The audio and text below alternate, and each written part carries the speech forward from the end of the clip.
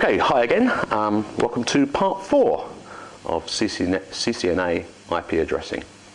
Last time I gave you the concept of subnet masking, and if you remember, wherever there was a 1 in the mask, that meant to the router or PC or whoever that this was part of the network portion of the address, and wherever there was a 0 in the mask, that meant this was the host portion of the address. So what we could do is put a longer mask. Here's the same address as we had last time. Remember, the address was 172.16.2.17, and what we've done is to apply a longer mask to it. So now the mask reads 255.255.255.0. That means all 1s in the 8-bit position, first octet, all 1s in the second octet, all 1s in the third octet, and 0s in the last octet. And the router or PC or whatever looks at that mask and says, okay, I get this. It's 24 bits of networking space and only 8 bits of host. So by using this subnet mask, we can now tell the boxes exactly where we want them to draw the network host portion of the address. And they know how much is network and how much is host. Okay, great. It's all very well saying computers say, oh yes, I get this, any 1s in the bit position are network and any 0s in the bit position are host. But actually they don't do that. They're just machines, they're computers, they're adding machines essentially. So what they actually do is a logical process known as a logical AND between the two addresses. And a logical AND is a very simple sort of basic form of computer understanding, if you like. Essentially, here's a truth table which describes the way that a logical AND works. If we get 2 0s and we add them together, AND them together I should say, if we AND 2 0s together, the result is a 0. If we AND a 0 and a 1 together, the result is still 0. If we AND a 1 and a 0 together, the result is still 0. The only time we get a 1 as a result is when we AND 2 1s together. And that's what the computer's doing between the IP address that we've configured on it and the subnet mask. So let's just see that happen. Here's an IP address, 172.16.2.17, our old friend again. And what we've done is convert the whole address into binary. And then we've got our mask that we're going to apply to that. In this case, 255.255.0.0. 16 1s followed by 16 0s. And then we're going to do the logical AND between them. Let's just do a couple of octets here.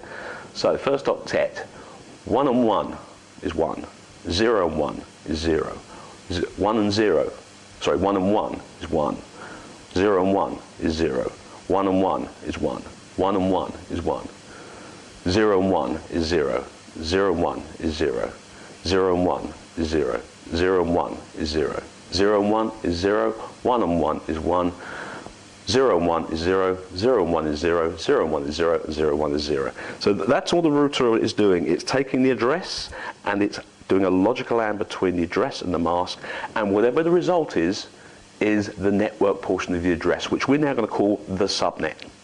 So the subnet portion of the address, or the network portion of the address, is a logical AND between the IP address and the subnet mask. And it doesn't matter where we move this line, it doesn't matter how many 1s or 0s we have in the mask. So here's the same address again, 172.16.2.17. Got a different length mask on it this time. Got 255.255.255.0. Computer does the logical AND between the two. Whatever the result is the network portion of the address. So in this case, we do the logical AND again. I'm not going to go all the way through it again.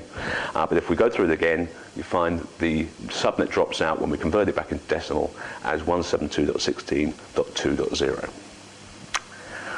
And as I said, the computers don't care about these 8-bit octets. They're not interested in blocks of 8. It's only us that are interested in blocks of 8 so that we can talk about the IP addresses. So it doesn't care where you draw the mask. So here's again the same network address, the same IP address, 172.16.2.17. We're going to do a logical AND between that and a longer mask still. So this time we've got 28 bits of networking and only 4 bits of host. And if we convert that into decimal, the mask looks like this. It says 255, all 1s in the first 8 bits, 255, all 1s in the second 8 bits, 255, all 1s in the third 8 bits, but only the first 4 bits of the last octet are set for 1, with the last 4 bits being set to 0. And if we convert that into decimal, we get the last portion of the mask being 240. So it's 255, 255, 255, 240. Computer doesn't care, it does a logic allow between the IP address and the subnet mask, and the result is the subnet portion of the address, the network portion of the address. Now, it looks to us as though that might be a host address, but it's not. It's a network address. So the network is 172.16.2.16. Okay, if we know that, then we can have a look at this little subnet mask exercise where we've got an address and a subnet mask. So look at the first address. The address is 172.16.5.33 with the mask of 255.255.0. So just by looking at the mask, it's easy. We can say, okay, the first octet is network, the second octet is network, the third octet is network. So we can work out what the subnet is. First of all, what class address is it? Well, it's in the range 128 to 191, therefore it's a class B address. And the subnet, or network portion of the address, is the first three octets, 172.16.5.0. Have a look at the second address here. We've got 10.9.15.3. We've got a mask of 255.255.0.0. First of all, first thing we can say is that because it starts with a 10, this is a class A address.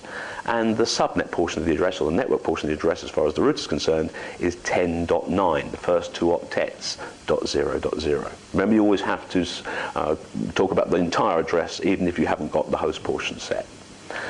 Last one, the third one, 198.17.23.24 with a mask of 255.255.255.0. So it's a class C address because it's in the range 192 to 223. And also, we can tell what the subnet portion of the address is. It's 198.17.23.0, because the mask is 255.255.255.0. Okay, that's end of part 4. Thanks for listening again. We'll do one more part, part 5. If there's more interest, I might do some more. You never know.